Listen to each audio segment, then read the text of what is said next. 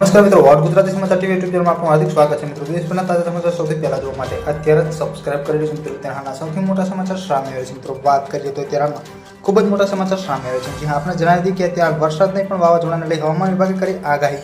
આ જિલ્લામાં ફૂંકાશે 30 કિલોમીટર પ્રતિ કલાકની ઝડપે પવન.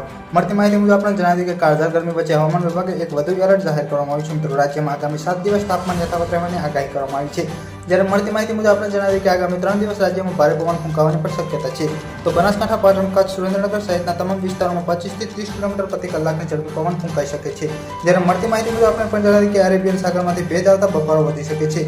મળતી માહિતી મુજબ આપણે પણ જણાવીએ કે હવામાન વિભાગે 4 જૂને રાજ્યમાં વાતાવરણ શુષ્ક રહેવાની આગાહી કરી છે. સાથે જ આગાહી જણાવ્યું હતું કે કચ્છમાં 35 થી 39 ડિગ્રી તાપમાન અને ભુજમાં 38 થી 40 ડિગ્રી તાપમાન નોંધવાની શક્યતા છે.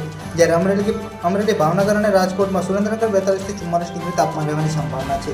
મળતી માહિતી મુજબ આપણે પણ જણાવીએ કે રાજકોટ અગ્નિકાંડમાં પોલીસ અધિકારી કરોલ ચીટ નિવેદન લઈ જવા દેવામાં આવ્યા હતા. મિત્રો, જ્યાં એસઆઈટીએ પૂછપરછ કરી છે. પરેશ ગોસ્વામીએ પણ આગાહી કરતા વધુમાં જણાવ્યું હતું કે હવામાન નિષ્ણાત પરેશ ગોસ્વામીએ જૂન મહિનાની ગરમી પ્રોમોન્સન એક્ટિવિટી શરૂ થઈ ગઈ છે અને ક્યારે બેસે તે અંગેની મહત્વપૂર્ણ આગાહી કરી હતી. મિત્રો, પરેશ ગોસ્વામી દ્વારા કરવામાં આવેલી આગાહી અનુસાર ગુજરાત નિશ્ચિત તારીખ કરતાં 8-3 દિવસ વધુ વહેલું ચોમાસું આવી શકે છે. જણાવી દઈએ કે હવામાન વિભાગે રાજ્યમાં ચોમાસું 15 જૂનથી શરૂ થવાની આગાહી કરી છે. મિત્રો, પલ પલની માહિતી વિડીયો મળતી છે. વિડીયો ગમે તો લાઈક, શેર અને સબસ્ક્રાઇબ કરવાનું ભૂલતા